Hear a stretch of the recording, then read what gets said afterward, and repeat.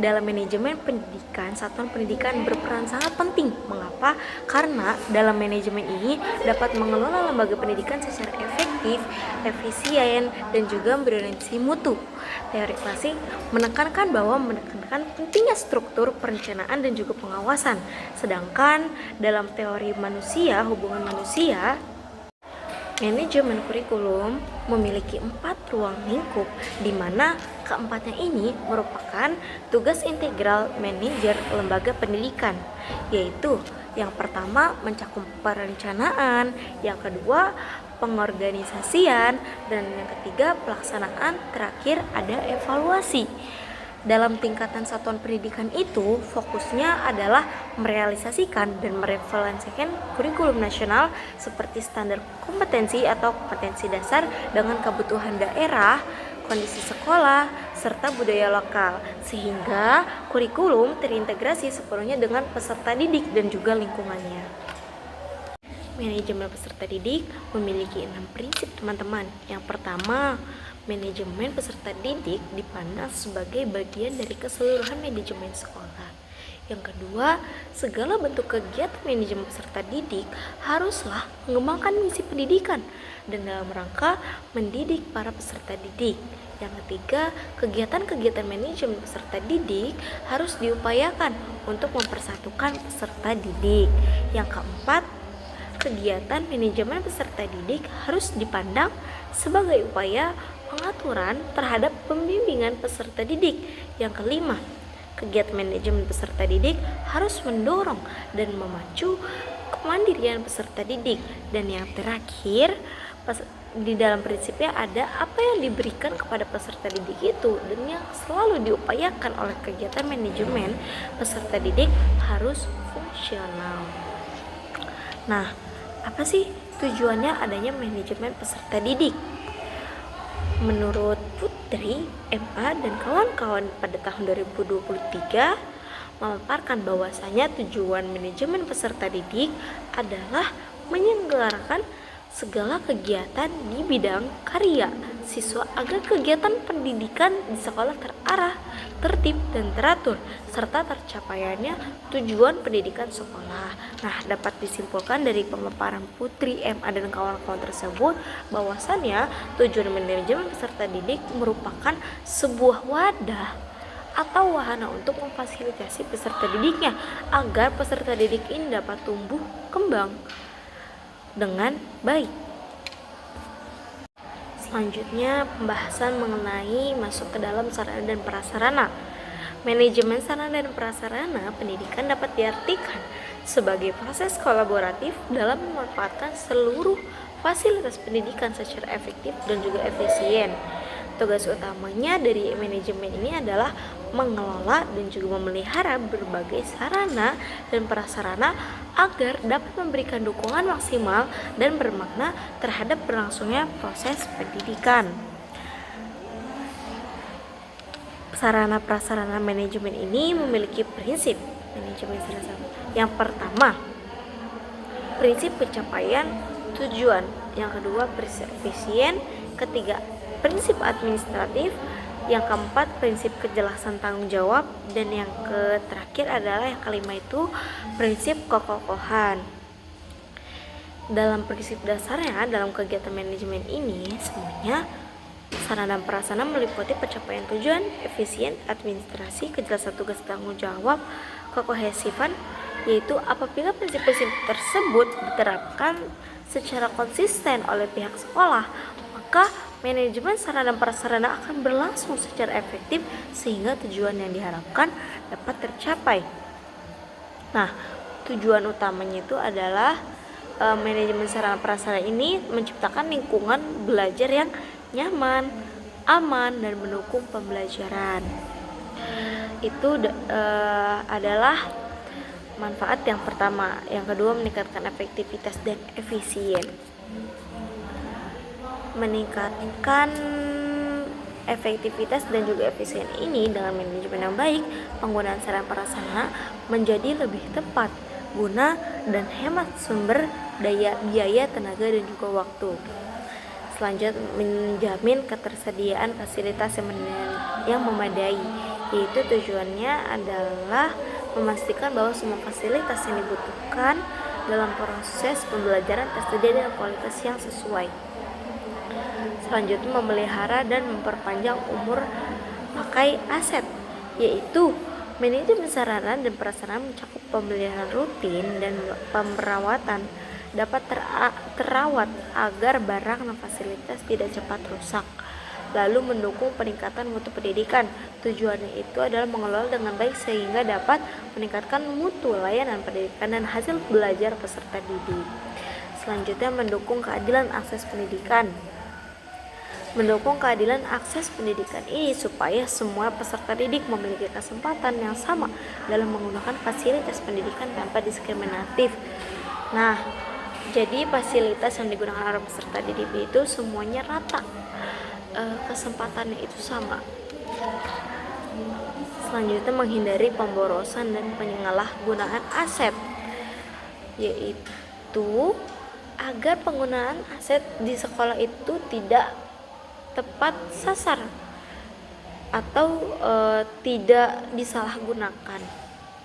Selanjutnya, perencanaan dan mendukung pengembangan sekolah, yaitu dengan adanya manajemen ini sarana prasarana dapat memberikan informasi berguna dalam membuat rencana pengembangan sekolah maupun jangka pendek maupun jangka panjang. Nah, selanjutnya, meningkatkan citra dan daya tarik sekolah.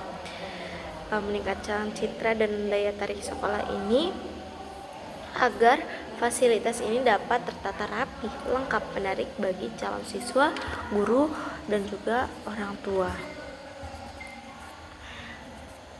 Nah, dapat disimpulkan yang pertama adalah manajemen peserta didik. Manajemen peserta didik dapat disimpulkan adalah proses pengelolaan secara kegiatan yang berkaitan dengan siswa agar proses pendidikan berjalan dengan tertib dan terarah. Untuk mencapai tujuan tersebut, manajemen peserta didik dapat dilakukan melalui berbagai pendekatan seperti kerjasama antara sekolah dan juga orang tua, pembelajaran yang berpusat pada siswa, penggunaan data sebagai dasar keputusan pembinaan dan pendampingan perkembangan siswa. Sedangkan manajemen sarana dan prasarana dapat disimpulkan bahwa manajemen sarana dan prasarana ini adalah proses mengelola fasilitas sekolah seperti ruang kelas, alat pembelajaran, dan juga bangunan agar dapat digunakan secara efektif dan efisien, di mana tujuannya adalah menyediakan fasilitas yang memadai, menjaga kondisi fasilitas sarana prasarana tetap baik, dapat meningkatkan mutu pembelajaran dan mencegah pemborosan aset sekolah. Seperti itu, teman-teman. Selanjutnya ada pemaparan dari kelompok 5 itu membahas mengenai manajemen keuangan, teman-teman. Apa sih itu manajemen keuangan? Menurut Jaya dan kawan-kawan pada tahun 2023 menjelaskan bahwasanya manajemen keuangan ini merupakan kegiatan keseluruhan yang berkaitannya dengan upaya untuk mendapatkan, menggunakan, dan mengelola dana atau uang untuk memaksimalkan nilai efisien operasi yang dijalankan oleh perusahaan. Nah, dalam manajemen keuangan ini bisa mengakomodasikan semua kegiatan organisasi untuk bisa memperoleh, mengalokasikan, serta memanfaatkan dana secara efektif dan efisien. Dapat disimpulkan bahwasanya pengertian manajemen keuangan ini tidak hanya berfokus pada bagaimana mendapatkan dana, tetapi juga bagaimana cara mengelolanya, bagaimana cara memanfaatnya, dan juga bagaimana cara menggunakannya yang dimiliki oleh sebuah perusahaan ini. Atau kalau misalkan di dalam sekolah itu, bagaimana manajemen keuangan sekolah itu dapat digunakan, dikelola dengan baik, seperti itu. Yang ketiga, dalam prinsip manajemen ini ada efektivitas. Apa sih itu efektivitas? Efektivitas ini dimaknai sebagai ketercapaian tujuan yang telah ditetapkan. Kemmer dalam Kompri mendefinisikan Manajemen keuangan efektivitas ini lebih dalam lagi, yaitu efektivitas tidak hanya sesuai pada ketercapaian tujuan, akan tetapi sampai pada kualitas hasil yang diberikan, dikaitkan pada tujuan visi dan misi lembaga tersebut. Yang keempat, ada yang namanya efisiensi. Efisiensi ini adalah perbandingan terbaik antara masukan input dan juga pengeluaran output, atau antara daya dan juga hasil. Daya yang dimaksud ini merupakan pikiran, waktu, dan juga biaya. Dilihat dari segi penggunaan daya tersebut. Nah, dilihat dari segi hasil, kegiatan pendidikan dapat dikatakan efisien manakala mampu memanfaatkan waktu, tenaga, dan juga biaya tertentu serta mampu memberikan hasil yang sebaik-baiknya, baik secara kualitas maupun kuantitas. Dalam Undang-Undang Nomor 20 Tahun 2003 Pasal 48 yang menyatakan bahwa pengelolaan dana pendidikan ini berdasarkan pada prinsip keadilan, efisiensi, transparansi, dan akuntabilitas publik. Yang pertama, prinsip keadilan teman-teman, yaitu besarnya pendanaan pendidikan dari pemerintah pusat, pemerintah daerah, ataupun masyarakat disesuaikan dengan kemampuan masing-masing. Lalu yang kedua ada prinsip efisien. Prinsip efisien ini mengarah pada perbandingan antara pemasukan dan pengeluaran. Yang ketiga, prinsip transparansi, artinya menekankan adanya keterbukaan dalam manajemen keuangan pendidikan. Yang keempat, ada prinsip akuntabilitas publik, yang artinya penggunaan keuangan sekolah harus dapat dipertanggungjawabkan. Yang kelima itu adanya keadilan. Keadilan atau equilibrium atau keseimbangan. Menurut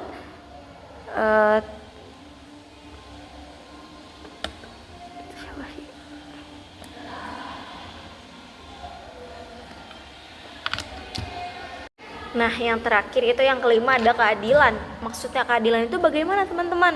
Yaitu menuntut terwujudnya keseimbangan antara individu dan juga masyarakat. Dalam penyusunan anggaran harus dialokasikan secara adil untuk kepentingan seluruh kelompok masyarakat. Tujuan dan fungsi manajemen keuangan pendidikan itu apa sih teman-teman?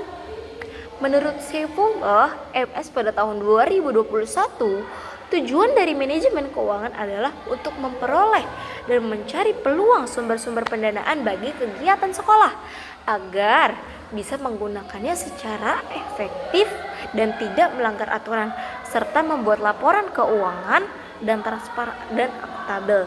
Disinilah peran manajemen sekolah ataupun komite sekolah untuk mengelola keuangan dengan sebaik-baik mungkin, dengan memberdayakan sumber daya manusia yang ada di lingkungan sekolah. Melalui kegiatan manajemen. Diharapkan kebutuhan pendanaan sekolah dapat direncanakan, diupayakan pengadaannya, dibukukan secara transparan dan juga digunakan untuk membiayai pelaksanaan program sekolah, sehingga kegiatan pembelajaran dapat berlanjut dengan lancar. Lalu tugas pengelolaan keuangan, apa sih tugasnya? Dalam pengelolaan keuangan ini menurut Jurnal Rastafat dan Komariah Nur 2018, pelaksanaan manajemen keuangan menganut asas pemisahan tugas, yakni adanya otorisator, ordonator, dan juga bendaharawan. Otorisator itu adalah pejabat yang diberikan wewenang untuk mengambil tindakan yang mengakibatkan penerimaan dan pengeluaran anggaran. Ordonator adalah pejabat yang berwenang melakukan pengujian dan memerintahkan pembayaran atas segala tindakan yang dilakukan berdasarkan otoritas yang ditetapkan. Yang ketiga ada bendaharawan. Bendaharawan adalah pejabat yang berwenang melakukan penerimaan, penyimpanan, dan pengeluaran uang serta memiliki kewajiban untuk melakukan perhitungan dan pertanggungjawaban. Di sini kepala sekolah sebagai pemimpin di sekolah memiliki fungsi sebagai otorisator dan dilimpahi fungsi ordonator untuk memerintahkan pembayaran. Selanjutnya ada proses pengelolaan keuangan. Oke, tadi saya udah menjelaskan mengenai sistem manajemen keuangan. Selanjutnya saya akan menjelaskan mengenai sistem manajemen humas dan juga sistem informasi. Pertama, pengertian sistem manajemen humas. Menurut Habib Mustafa dan kawan-kawan pada tahun 2021 di halaman 270 mengatakan bahwa manajemen humas ini dalam lembaga pendidikan merupakan suatu aktivitas yang dilakukan untuk lembaga pendidikan, direncanakan dan berlangsung dengan baik dalam mengadakan serta membina hubungan yang harmonis dengan orang tua peserta didik. Tujuannya dalam manajemen humas ini adalah dua, teman-teman, yaitu menciptakan dan meningkatkan kualitas baik kepada masyarakat, satu, dan yang kedua untuk memberikan informasi-informasi kepada masyarakat terkait mengenai kemajuan sekolah. Tujuannya apa sih, teman-teman? Tujuan sistem manajemen humas itu adalah meningkatkan sistem belajar yang efektif, seefektif mungkin untuk terjadinya keberlangsungan masyarakat agar menjadi lebih baik, serta menyediakan saluran komunikasi yang efektif antara sekolah, peserta didik, orang tua, guru, dan juga masyarakat umum. Selain itu, bisa juga membangun citra positif sekolah di mata masyarakat. Selanjutnya ada penerapan manajemen humas. Menurut Hendro Kusumo pada tahun 2020, penerapan manajemen humas ini ada dua, yaitu kegiatan komunikasi verbal dan juga komunikasi non verbal. Akan tetapi menurut Marpalu, SF dan kawan-kawan pada tahun 2023 dalam halaman 563 memberikan penerapan humas di sekolah dapat dilakukan seperti menjalin komunikasi yang baik dengan orang tua ataupun masyarakat, menyediakan layanan komunikasi langsung seperti tamu wali murid dan juga grup sosial, serta penyediaan informasi yang akurat dan jelas melalui pertemuan acara, surat kabar, situasi situs web, dan juga media sekolah, dan lain sebagainya. Selanjutnya sistem informasi manajemen, teman-teman. Menurut Elpisa dan kawan-kawan pada tahun 2022 halaman 263 yang menyatakan bahwa sistem informasi manajemen yakni bagian dari sistem pengawasan internal dalam bisnis terdiri dari penggunaan laporan, individu, inovasi, dan metode dalam pembukaan manajemen yang biasanya digunakan untuk menyelesaikan atau memberikan jawaban atas masalah bisnis seperti biaya produksi serta layanan bisnis yang dijalankan. Fungsinya apa sih, teman-teman? Fungsinya sistem informasi manajemen ini menurut Mariana L. dan juga Nugraha pada tahun 2024 dalam halaman 882 menyatakan bahwa fungsi sistem ini yang pertama membantu dalam pengumpulan, penyimpanan, dan juga pengelolaan data peserta didik, staf, dan kurikulum sehingga akses mudah dan cepat terhadap informasi yang diperlukan. Yang pertama. Yang kedua, menyimpan data secara terstruktur dalam database yang aman dan juga terorganisir sehingga dengan penyimpanan yang efisien memungkinkan akses cepat dan mudah ke informasi yang membutuhkan oleh pengelolaan dan staf. Yang ketiga, pengelolaan data menjadi informasi yang bermanfaat seperti laporan kinerja peserta didik ataupun analisis tren sehingga informasi yang dihasilkan dari pengelolaan data membantu dalam pengambilan keputusan strategis operasional. Yang keempat, ada mengurangi beban secara kerja manual sehingga staf pendidikan dapat lebih fokus pada tugas-tugas strategis sehingga meningkatnya efisiensi administrasi. Nah, yang kelima, memfasilitasi komunikasi antara berbagai pihak seperti pendidik, peserta didik, dan juga orang tua sehingga meningkatkan keterlibatan dan juga kolaborasi serta memperkuat hubungan antara lembaga dan juga komunitas. Yang keenam, memungkinkan pembuatan laporan berkala mengenai kinerja akademis, keuangan, operasional yang dapat digunakan untuk evaluasi dan perencanaan ke depannya. Yang ketujuh, meningkatkan layanan pendidikan terhadap peserta didik, orang tua dan guru, karena mereka ini dapat mengakses informasi penting seperti jadwal pendaftaran sehingga nilai secara online.